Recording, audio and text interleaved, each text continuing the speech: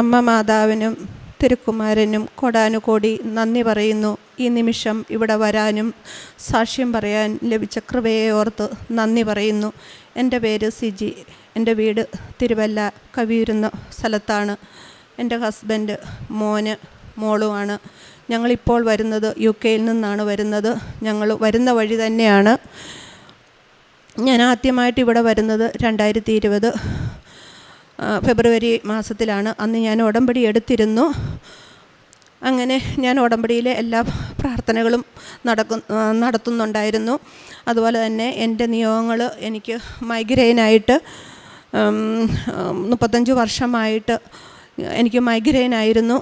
അതുപോലെ തന്നെ മൈഗ്രെയിൻ എന്ന് പറഞ്ഞാൽ എനിക്ക് കണ്ടിന്യൂസ് വൊമിറ്റിംഗ് ആണ്. മൈഗ്രെയിൻ വന്നു കഴിഞ്ഞാൽ പിന്നെ കണ്ടിന്യൂസ് ഗുളിക എടുക്കണം. ഡോക്ടറോട് പറഞ്ഞപ്പം ഡോക്ടർ സിബിലിയൻ കഴിക്കാൻ പറഞ്ഞു. ഞാൻ പക്ഷേ മെഡിസിൻ കഴിക്കാതെ അമ്മ മാതാവിൻ്റെ തൈലം പുരട്ടി പ്രാർത്ഥിച്ചതിൻ്റെ ഫലമായി ഈ 4 വർഷമായിട്ട് എനിക്ക് മൈഗ്രെയിൻ ഇതുവരെയും വന്നിട്ടില്ല, ഗുളിക എടുക്കേണ്ടി വന്നിട്ടില്ല. അങ്ങനെ ഇരിക്കെ ഞാൻ 2021 ഞാൻ പുഷ്പഗിരി മെഡിക്കൽ കോളേജിൽ സ്റ്റാഫ് നഴ്സായിട്ട് വർക്ക് ചെയ്തുകൊണ്ടിരിക്കുമായിരുന്നു. അങ്ങനെ ഞാൻ 2021 ആ സമയത്ത് കോവിഡിൻ്റെ സമയമാണ്. ഞാൻ വാക്സിൻ എല്ലാം എടുത്തു കഴിഞ്ഞു. എൻ്റെ ബ്രസ്റ്റ് ലംബിൽ എനിക്ക് ചെറിയൊരു ബ്രസ്റ്റിലൊരു ലംബ് പോലെ കണ്ടു. ഞാൻ ഡോക്ടറെ കാണിച്ചു കഴിഞ്ഞപ്പം ഡോക്ടർ പറഞ്ഞു നമുക്ക് ഒരു 5 നീഡിൽ ആസ്പിറേഷൻ ചെയ്യാമെന്ന് പറഞ്ഞു. പക്ഷേ ആസ്പിറേഷൻ ചെയ്തു, പക്ഷേ അത് നോർമലായിരുന്നു. അപ്പം ഡോക്ടർ എന്നോട് പറഞ്ഞു നമുക്കത് എടുത്തു കളയാമെന്ന്. അപ്പോൾ ഞാനും സമ്മതിച്ചു, എടുത്തു കളയാവുന്ന. പിറ്റേ മാസം തന്നെ എൻ്റെ ലംബ് എടുത്തു കളഞ്ഞു. അങ്ങനെ എടുത്ത് കളഞ്ഞു. 2 ആഴ്ച കഴിഞ്ഞപ്പോഴത്തേനും എൻ്റെ റിസൾട്ട് വന്നു. ഞാനും ഹസ്ബൻഡും റിസൾട്ടിന് വേണ്ടി വെയിറ്റ് ചെയ്യുമായിരുന്നു. പക്ഷേ ആ റിസൾട്ട് വന്നപ്പോൾ ഞങ്ങൾ അൺഎക്സ്പെക്റ്റഡ് ആയിട്ടുള്ള ഒരു റിസൾട്ടാണ് വന്നത്. എപ്പോഴും ഞാൻ പ്രതീക്ഷിച്ചില്ല. ഒരു ഗ്രേഡ് 1 കാർസിനോമ ആയിട്ടാണ് വന്നത്. ഞങ്ങൾ 2 പേരും അവിടെ ഇരുന്ന് കരഞ്ഞു. ഞങ്ങൾ തിരിച്ച് വീട്ടിൽ വന്നു. അവരെല്ലാവരും ഞങ്ങളെ ഒത്തിരി എൻകറേജ് ചെയ്തു, പേടിക്കണ്ട, ധൈര്യമായിട്ടിരിക്കുക. സർജറിക്ക് തന്നെ അവരെ പിറ്റേ ആഴ്ചത്തേന് പോസ്റ്റ് ചെയ്തു. എങ്കിലും ഞങ്ങൾ വീട്ടിൽ വന്നു കഴിഞ്ഞിട്ട് ഞങ്ങൾക്കറിയില്ല. പിള്ളേർ, മോന് അന്ന് 10-ലും മോൾ 8-ലുമാണ്.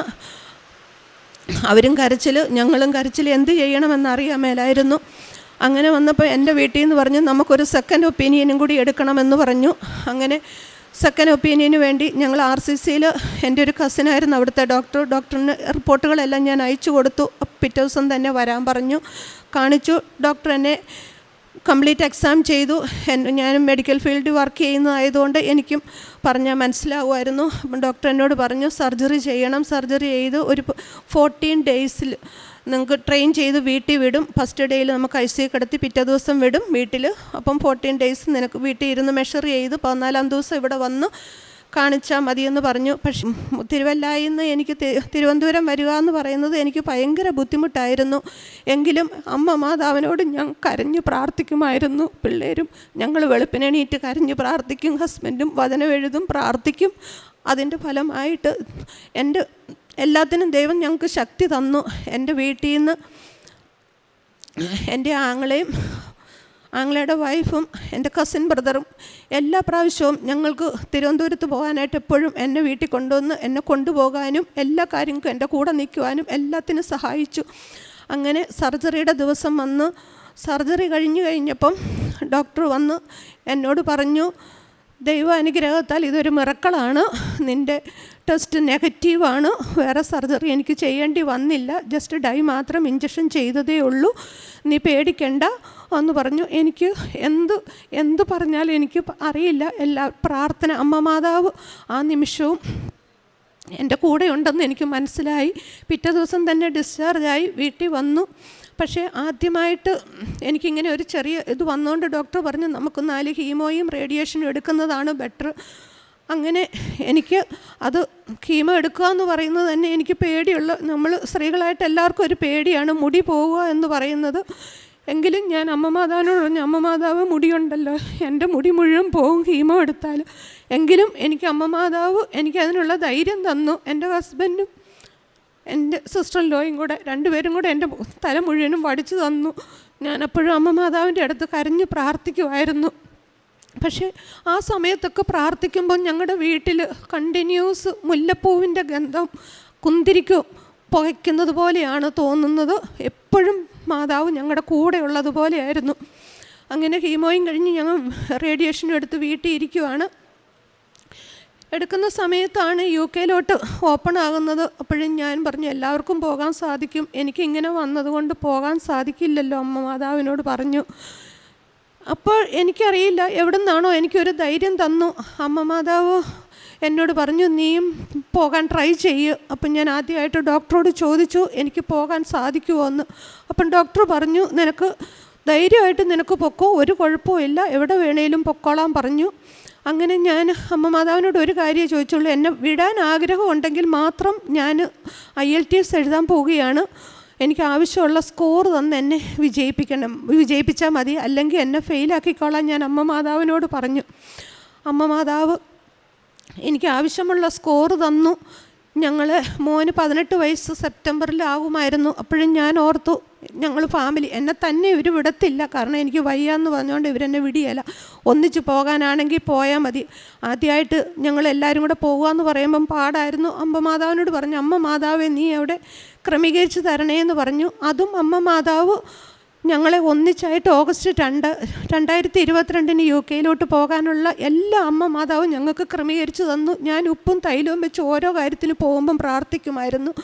അതിൻ്റെ ഫലമായിട്ട് എനിക്ക് ആദ്യമേ അവിടെ കെയറിങ് ഡ്യൂട്ടി ആയിരുന്നു.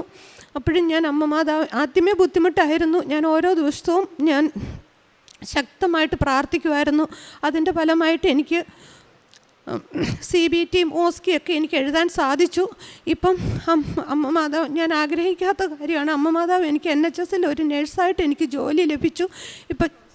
ഇപ്പം ഞാൻ അവിടെ വർക്ക് ചെയ്തുകൊണ്ടിരിക്കുന്നു. എൻ്റെ അടുത്ത അനുഗ്രഹം എന്ന് പറയുന്നത് എൻ്റെ മോനാണ്. ആ സാക്ഷ്യത്തിനാണ് ഞാൻ അമ്മ മാതാവിൻ്റെ അടുത്ത് വന്ന് സാക്ഷ്യം പറഞ്ഞിട്ട് ഞാൻ വീട്ടിൽ പോകുള്ളൂ എന്ന് പറഞ്ഞാണ് അമ്മയോട് ഞാൻ പറഞ്ഞത്. എൻ്റെ മോൻ അവിടെ BSc നഴ്സിങ്ങിന് 2nd ഇയർ പഠിക്കുകയാണ്. അവനവിടെ പാർട്ട് ടൈം ജോലി ചെയ്യുന്നുണ്ട്. ഒരു ദിവസം എല്ലാ സാറ്റർഡേയും നൈറ്റാണ് അവൻ ചെയ്യുന്നത്. ഒരു ദിവസം കഴിഞ്ഞ് ഈ ഡിസംബർ 2024 ഫസ്റ്റ് വീക്കിലെ സാറ്റർഡേയിൽ അവൻ ജോലി ചെയ്യുമായിരുന്നു. ഏകദേശം ഒരു 2 മണിയോടൊക്കെ ആയപ്പോൾ ഒരു റെസിഡൻറ്റിൻ്റെ ബഹളം കേട്ട് എൻ്റെ മോൻ അവിടെ ചെന്ന് നോക്കി. അപ്പോൾ അമ്മ വയലൻ്റ് ആയിരുന്നു. അപ്പോൾ ഇവൻ റീഅഷുറൻസ് എല്ലാം കൊടുത്തു. അമ്മ നേരം വെളുക്കുമ്പോൾ ഞാൻ ചെയ്യാമെന്നൊക്കെ പറഞ്ഞു. അപ്പോഴത്തേന് ഇവൻ്റെ സീനിയർ അങ്ങോട്ട് വന്നു. സീനിയർ വന്നു കഴിഞ്ഞ് പറഞ്ഞു നീ പൊക്കോ, നീ ബാക്കിയുള്ള ജോലി ചെയ്തോ, ഞാനിവിടെ ഒന്ന് മാനേജ് ചെയ്തോളാമെന്നും പറഞ്ഞ് ഇവനെ പറഞ്ഞു വിട്ടു. 1 മണിക്കൂർ കഴിഞ്ഞപ്പോഴത്തേനും സീനിയർ ഇവനെ വിളിച്ചു, എഡ്വിനെ നീയാണോ ആ പേഷ്യൻ്റെ ദേഹത്തൊരു സ്കിൻ ടയർ ഉണ്ട്, നീ വല്ലതും കാണിച്ചോന്ന് ചോദിച്ചു. മോൻ പറഞ്ഞു ഞാൻ തൊട്ടിട്ടില്ല, അവനങ്ങനെ ചെയ്യത്തില്ല, കാരണം സ്റ്റാഫ് എല്ലാവർക്കും അറിയാം ഇവൻ പേഷ്യൻ്റ് നല്ല സ്നേഹത്തോടു കൂടി മാത്രം പെരുമാറുന്ന മോനാണ്. അപ്പം പൊക്കോളാൻ പറഞ്ഞു എന്നാൽ സാരമില്ല പൊക്കോളാൻ പറഞ്ഞു. ആ നിമിഷം തന്നെ അവന് നേരെ മാനേജറിന് മെയിൽ വിട്ടു. CQC സേഫ് ഗാർഡ് അവിടെ ഇതിൽ നിന്നെല്ലാം കടക്കുക എന്ന് പറയുന്നത് ഭയങ്കരമായിട്ടുള്ള ഒരു ബുദ്ധിമുട്ടാണ്. അതൊരു ഫിസിക്കൽ അബ്യൂസാണ്, ക്രിമിനൽ കേസാണ്. ഇവനെ പഠനത്തെ തന്നെ ബാധിക്കും, DBS കിട്ടത്തില്ല. അവിടെ നിൽക്കുന്ന എല്ലാവർക്കും അറിയാം ഒരു സ്കിൻ ടയർ ഉണ്ടായാലത്തെ ബുദ്ധിമുട്ട്. ഞാനപ്പോൾ ഓൺലൈൻ ഉടമ്പടി എടുത്തു. ഞാൻ ശക്തമായിട്ട് ഞങ്ങളെല്ലാവരും പ്രാർത്ഥിച്ചു. വെളുപ്പിന് എണീറ്റ് പ്രാർത്ഥിക്കും, മക്കളും പ്രാർത്ഥനയിലോട്ട് വന്നു. ശക്തമായിട്ട് അവനും വിശ്വാസത്തിൽ കൂടുതൽ ആഴപ്പെട്ടു. പ്രാർത്ഥിച്ചതിൻ്റെ ഫലമായി ഇവന് ധൈര്യമില്ല. മീറ്റിങ്ങിലൊക്കെ അറ്റൻഡ് ചെയ്യാനായിട്ടൊന്നും ഇവന് ധൈര്യമില്ല. അപ്പോൾ അവൻ പറഞ്ഞു അമ്മേ എനിക്ക് പേടി, എത്രയും CQC എന്നൊക്കെ പറയുന്നത് പുറത്തുനിന്ന് വരുന്ന ആൾക്കാരാണ്. അവൻ പറഞ്ഞു അമ്മേ എനിക്ക് പേടി. ഞാൻ പറഞ്ഞു അമ്മ മാതാവിനെ ഞാൻ നിൻ്റെ കൈ തന്നു വിടും, നീ പേടിക്കണ്ട, അമ്മ മാതാവ് നിൻ്റെ കൂടെയുണ്ട്. ഞാൻ എൻ്റെ കാശുരൂപം അവൻ്റെ കഴുത്തേലിട്ട് കൊടുത്തു. അതുപോലെ തന്നെ ഞാൻ ഉപ്പും കൊടുത്തു വിട്ടു. നീ ചെല്ലുന്നിടത്ത് ഇടുക, നീ പേടിക്കണ്ട, വിശ്വാസ പ്രമാണം ചെല്ലിയാൽ മതി, നിനക്കതിനുള്ള ധൈര്യം തരും. അമ്മ മാതാവ് അവൻ്റെ കൂടെ നിന്ന് 4 പേരുണ്ടായിരുന്നു. എങ്ങനെയാണ് അവൻ പറഞ്ഞു അമ്മ മാതാവ് അവൻ്റെ കൂടെ നിന്നാണ് പ്രവർത്തിച്ചത്. 2 മണിക്കൂർ നേരത്തോളം ക്വസ്റ്റ്യൻ ചോദിച്ചു. ഇതെല്ലാം ഇവന് പറയാൻ സാധിച്ചു. പുറത്തോട്ട് ഇറങ്ങി വന്നു കഴിഞ്ഞപ്പോഴേ മാനേജർ ഇവനെ ഹഗ് ചെയ്തു. ഇവൻ്റെ ഇന്നസെൻ്റ് അവിടെ മനസ്സിലായി. ആ സീനിയർ ആയിരുന്നു ചെയ്ത, ആ സീനിയറിനെ അവിടെ നിന്ന് വിട്ടു. അത് കഴിഞ്ഞാണ് അറിയുന്നത് അവൻ ആ സീനിയർ അവിടെ വരുന്ന എല്ലാവരെയും ഇങ്ങനെ ചെയ്യുമായിരുന്നു എന്ന്. പിന്നെ എനിക്കവിടെ ഇവനെ കണ്ടിന്യൂ ചെയ്യണമെന്ന് എനിക്ക് ആഗ്രഹമില്ലായിരുന്നു. പക്ഷേ മാനേജറും ഇവൻ്റെ ബാക്കി എല്ലാ ഫ്രണ്ട്സും ഇവനെ വിടത്തില്ല അവിടുന്ന്. ഇപ്പോഴും അവൻ അവിടെ കണ്ടിന്യൂ ആയിട്ട് ജോലി ചെയ്യുന്നു. അമ്മ മാതാവിന് കോടാനുകോടി നന്ദി പറയുന്നു. അതുപോലെ തന്നെ ഇവന് ഡ്രൈവിംഗ് ലൈസൻസ് അവിടെ ലഭിക്കുക എന്ന് പറയുന്നത് ഭയങ്കര ബുദ്ധിമുട്ടാണ്. ഇവൻ പഠിക്കാൻ പോയില്ല. ഇവൻ്റെ ഒരു ഫ്രണ്ട് കുറേ സമയം ഇരുന്ന് പഠിപ്പിച്ചു. അവൻ പരീക്ഷയ്ക്ക് കഴിഞ്ഞ മാസം പോയപ്പോൾ അവൻ എന്നോട് പറഞ്ഞു, അമ്മ ഞാൻ പഠിച്ചിട്ടില്ല, ഞാൻ ഒന്നും കൂടെ മുന്നോട്ടെടുത്താൽ. ഞാൻ പറഞ്ഞു, എടുത്ത ഡേറ്റിൽ തന്നെ നീ പരീക്ഷയ്ക്ക് പോകുക. ഞാൻ പറഞ്ഞു, അമ്മ മാതാവല്ലേ നിൻ്റെ കൂടെ ഇരുന്നോൾ, അപ്പുറത്തെ സീറ്റ് വരുന്നു. ഞാൻ ആ സമയത്ത് പോകുന്ന വാഹനത്തേൽ ഞാൻ വിശ്വാസ പ്രമാണം ചൊല്ലി ഞാൻ ആ വാഹനത്തിൽ മുഴുവൻ ഉപ്പിട്ടു. എണ്ണ കൊണ്ട് സ്റ്റിയറിങ്ങിൽ കുരിശ് വരച്ചു. അതുപോലെ തന്നെ ആ കാശുരൂപം അവൻ്റെ ദേഹത്തിട്ട് കൊടുത്തു. അവനെ ഞാൻ പരീക്ഷയ്ക്ക് യാത്രയാക്കി. ഞാനും ഹസ്ബൻഡും അവിടെ ഇരുന്ന് പ്രത്യക്ഷീകരണ പ്രാർത്ഥന കൈവിരിച്ച് പ്രാർത്ഥിച്ചുകൊണ്ടിരുന്നു. ഞാൻ അവനോട് പറഞ്ഞു, നിൻ്റെ റിസൾട്ട് കഴിയുന്നോടം വരെ ഞങ്ങൾ മുട്ടുകുത്തി പ്രാർത്ഥിക്കും. ഇവൻ്റെ ഫോൺ വരികയും എന്നാലും ഞാൻ വിശ്വാസത്തിൽ തന്നെ ഓർത്തു, അമ്മയെ ഞാൻ പാസ്സായി. അമ്മ മാതാവിന് കോടാനുകോടി നന്ദി പറയുന്നു. ഫസ്റ്റ് ചാൻസ് ജയിക്കുക എന്ന് പറയുമ്പം അതിവിടെ ഇച്ചിരി ബുദ്ധിമുട്ടാണ്. എങ്കിലും അമ്മ മാതാവിൻ്റെ കൃപ കൊണ്ട് മാത്രമാണ് അവന് ജയിക്കാൻ പറ്റിയത്. അതുപോലെ തന്നെ മോൾക്ക് അവിടെ അഡ്മിഷൻ ലഭിക്കാനായിട്ട് പാടായിരുന്നു. അതും അമ്മ മാതാവിൻ്റെ തൈലവും ഉപ്പും ഞാൻ അവിടെ പോകുമ്പോൾ കോളേജിൽ ചെല്ലുമ്പോൾ ഇടുമായിരുന്നു. ഇവിടെ ഒരു അഡ്മിഷൻ കൊടുക്കണേ എന്ന് പ്രാർത്ഥിച്ചു. അതിൻ്റെ ഫലമായി ആ മോക്കും അവിടെ അഡ്മിഷൻ ലഭിച്ചു. ഹസ്ബൻഡിനും അവിടെ ജോലി ലഭിച്ചു. എല്ലാം അമ്മ മാതാവ് ഒത്തിരി സഹായം ചെന്നു. കോടാനുകോടി അമ്മ മാതാവിന് നന്ദി പറയുന്നു. അങ്ങനെ ഞങ്ങൾ കൂടുതൽ പ്രാർത്ഥനയിലോട്ട് കടന്നു വന്നു. മക്കളാണേലും വചനങ്ങൾ എഴുതും, ഹസ്ബൻഡും വചനം എഴുതും. ഓരോ ബുക്ക് നിറച്ച് വചനം എഴുതും, തീർക്കും. അടുത്ത ബുക്ക് വാങ്ങിക്കും, വചനം എഴുതും. ജോസഫച്ചൻ്റെ ധ്യാനം എല്ലാ ആഴ്ചയിലും എല്ലാ ദിവസവും കേൾക്കും. എണീറ്റ് വരുമ്പോഴേ ധ്യാനം വെക്കും. ഡ്യൂട്ടിക്ക് പോകുന്നോടം വരെ അത് കേൾക്കും. ഓഫുള്ള ദിവസങ്ങളിൽ സാക്ഷ്യങ്ങളും പ്രാർത്ഥനകളും എന്നും ചെല്ലും. കുടുംബ പ്രാർത്ഥന ഒരിക്കലും ഞങ്ങൾ എല്ലാ ദിവസവും ചെല്ലാൻ സാധിച്ചിട്ടുണ്ട്. ഇനി മുന്നോട്ടുള്ള ജീവിതവും ഞങ്ങൾ ഉടമ്പടിയിൽ തന്നെ മുന്നോട്ട് പോകാനാണ് ഞങ്ങളുടെ പ്രാർത്ഥന. അതുപോലെ തന്നെ കാരുണ്യ പ്രവർത്തനങ്ങൾ ഞങ്ങൾ പത്രം അവിടെ കൊണ്ടുപോയി ഇംഗ്ലീഷ് പത്രം എല്ലാം പലർക്കും കൊടുക്കാറുണ്ടായിരുന്നു. പിന്നെ ആർക്കെങ്കിലും എന്തെങ്കിലും ഒരു ബുദ്ധിമുട്ടുണ്ടെന്ന് പറഞ്ഞാൽ ഞാൻ വിശ്വാസ പ്രമാണം ചൊല്ലി ഉപ്പ് കൊടുക്കുമായിരുന്നു, പ്രാർത്ഥിക്കും. അവരോട് ഞാൻ കൃപാസനത്തിൻ്റെ മാതാവിനെ പറ്റി പറഞ്ഞു കൊടുക്കും. പിന്നെ പിന്നെ പാവങ്ങളെ സഹായിക്കും. എനിക്ക് പറ്റുന്ന സഹായങ്ങളെല്ലാം ചെയ്തു കൊടുക്കാറുണ്ട്. മരുന്ന് വാങ്ങിക്കാൻ കൊടുക്കും. പിന്നെ പാവപ്പെട്ട ഒരു വീട് വെക്കാനുള്ള പൈസ കൊടുക്കും. ഈ നിമിഷം വരെ എല്ലാ മാസവും എന്നെ സഹായിക്കുന്ന ഞങ്ങളെ കൊണ്ട് പറ്റുന്ന എല്ലാ സഹായങ്ങളും ഞങ്ങൾ ചെയ്തു കൊടുക്കുന്നുണ്ട്. ഇനിയും മുന്നോട്ട് ചെയ്യാനാണ് ആഗ്രഹം. അമ്മ മാതാവിന് എത്ര നന്ദി പറഞ്ഞാലും തീരുവല്ല. യോഹന്നാൻ്റെ സുവിശേഷം 10-ാം അധ്യായം 28-ാം തിരുവചനം പറയുന്നു, ഞാൻ അവയ്ക്ക് നിത്യജീവൻ നൽകുന്നു, അവ ഒരിക്കലും നശിച്ചു പോവുകയില്ല, അവയെ എൻ്റെ അടുക്കൽ നിന്ന് ആരും പിടിച്ചെടുക്കുകയില്ല. ഈശോ നല്ലയിടയൻ്റെ ഉപമയിലൂടെ ശിഷ്യന്മാരെ പഠിപ്പിക്കുകയായിരുന്നു. ഞാനാണ് വഴി, എന്നിലൂടെ മാത്രമേ നിങ്ങൾക്ക് പ്രവേശിക്കാനാകൂ. ഞാൻ നിങ്ങളെ പരിരക്ഷിക്കും, ഞാൻ നിങ്ങൾക്ക് ജീവൻ നൽകും, എൻ്റെ അടുക്കൽ നിന്ന് നിങ്ങൾ ആരെയും നിങ്ങളെ അകറ്റുകയില്ല എന്നൊക്കെ ഒരു വലിയ പ്രോമിസ് ശിഷ്യന്മാരോടും തന്നെ കേട്ടിരുന്നവരോടും ഈശോ പറയുകയായിരുന്നു. ഈശോ തന്നെയാണ് നമ്മുടെ രക്ഷകനെന്ന് അവിടുന്ന് വീണ്ടും വീണ്ടും നമ്മെ ബോധ്യപ്പെടുത്തുന്ന വചനങ്ങൾ എപ്പോഴും നമുക്ക് സുവിശേഷത്തിൽ കാണാൻ സാധിക്കും. സിജി തൻ്റെ കുടുംബത്തിന് വേണ്ടി പ്രാർത്ഥിക്കുകയും ഒരു വലിയ അനുഭവ സാക്ഷി നമ്മൾ പങ്കുവയ്ക്കുകയും ചെയ്യുകയായിരുന്നു. സിജി ആദ്യമായി ഉടമ്പടിയെടുത്ത് തൻ്റെ 35 വർഷക്കാലമായുണ്ടായ മൈഗ്രെയിൻ മാറുന്നതിന് വേണ്ടിയായിരുന്നു. ഒരു തലവേദന വരുമ്പോൾ നമുക്കറിയാം നാം എത്രമാത്രം ബുദ്ധിമുട്ടും, നമുക്ക് എത്രമാത്രം ആ ദിവസത്തെ കടന്നു പോകാനായി നമുക്ക് എന്തുമാത്രം വിഷമിക്കുന്നു എന്ന് നമുക്കറിയാം. 35 വർഷം കണ്ടിന്യൂസ് ആയി ഉണ്ടായിരുന്ന ആ തലവേദന മാറാൻ വേണ്ടിയാണ് അമ്മ മാതാവിൻ്റെ മുൻപിൽ താൻ വന്ന് മുട്ടുമടക്കി പ്രാർത്ഥിച്ചത്, ഉടമ്പടി എടുത്ത് പ്രാർത്ഥിച്ചു. അതോടൊപ്പം അവരുടെ ഒരുപാട് നിയോഗങ്ങൾ അവരെഴുതിയിരുന്നു. വിശ്വാസത്തിലേക്ക് അടുക്കും തോറും അമ്മ മാതാവ് അവരുടെ വിശ്വാസത്തിൻ്റെ മാറ്റുരച്ച് നോക്കുന്ന ഒരുപാട് അനുഭവങ്ങൾ അവർക്ക് കൊടുത്തു. ഈ സാക്ഷ്യം കേട്ടുകൊണ്ടിരിക്കുമ്പോൾ നമുക്ക് മനസ്സിലാക്കുന്നത് ഇങ്ങനെയാണ്: സ്നേഹമുള്ള ഒരു കുടുംബം വളരെ ഏകതയോടുകൂടി, വളരെ ഐക്യത്തോടുകൂടി, വളരെ ദൈവസ്നേഹത്തിൽ ആഴപ്പെട്ട ഒരു കുടുംബം എത്രമാത്രം ദൈവസ്നേഹത്തിൽ നിലനിൽക്കുന്നു.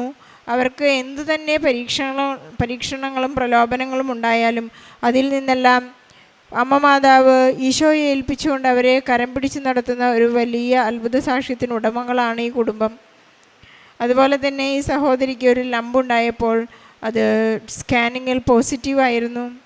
അതിനുശേഷം തൻ്റെ പ്രാർത്ഥനകൾക്കും ആഗ്രഹങ്ങൾക്കും ശേഷം അവർ പ്രാർത്ഥനകളെല്ലാം ചെയ്ത് ഉടമ്പടി വസ്തുക്കൾ ഉപയോഗിച്ച് പ്രാർത്ഥിച്ച് ലാസ്റ്റ് സ്കാനിങ്ങിലാണ് അത് നെഗറ്റീവായി തീർന്നു.